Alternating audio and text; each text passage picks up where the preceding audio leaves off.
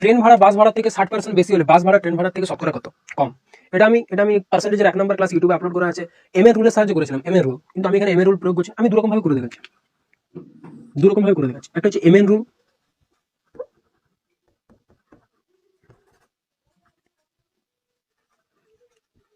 M এর রুলের সাহায্যে, আরেকটা 100 ধরে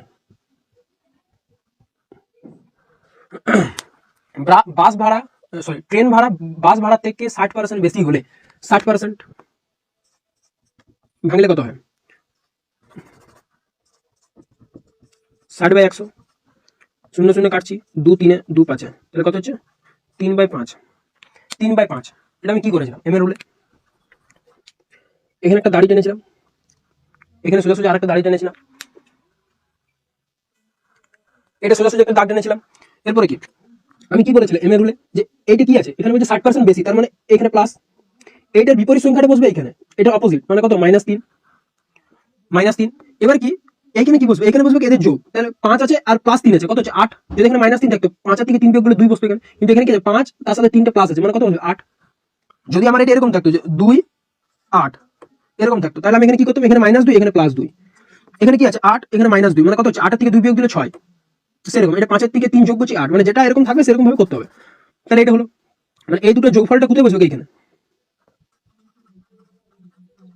যোগফল বা বিয়োগফল যে কোনো কিছু একটা হতে পারে, নিচে বসবে। এর সাথে 100 গুণ করে দাও, তাহলে 2 4 দুগুণে 8, 4 25 100, তাহলে কত হচ্ছে? -75/2%। 75/2 টাকা ভাঙলে 37 পূর্ণ 1/2%, 37 পূর্ণ 1/2%, এটা আমার উত্তর, অপশন ডি। এবার কি এখানে মাইনাস আছে, সবাই মাইনাস মাইনাস ডিনোটেড বাই হচ্ছে কম বা হ্রাস, মাইনাস সবসময় কমকে ডিনোট করে আর প্লাস সবসময় বেশিকে ডিনোট করে, সেজন্য মাইনাস নিলাম। তাহলে এটা কি 37 পূর্ণ 1/2%, অপশন ডি। আমি যদি 100 ধরে করি, এম এর রুল করার দরকার নেই, এম এর রুল করে এটা শিখে রাখা দরকার, কিন্তু করার দরকার নেই। আমাকে কি করতে হবে? 100 ধরে করতাম। হচ্ছে বাস ভাড়া ট্রেন ভাড়া, তাহলে আমি ট্রেন আর বাস ভাড়া থেকে 60% বেশি, তাহলে আমাকে আগে বলো কাকে আমি 100 ধরবো? যার সাথে থেকে কোথায় লেগে থেকে কার সাথে লেগেছে? বাসের সাথে, তাহলে আমি 100 ধরলাম।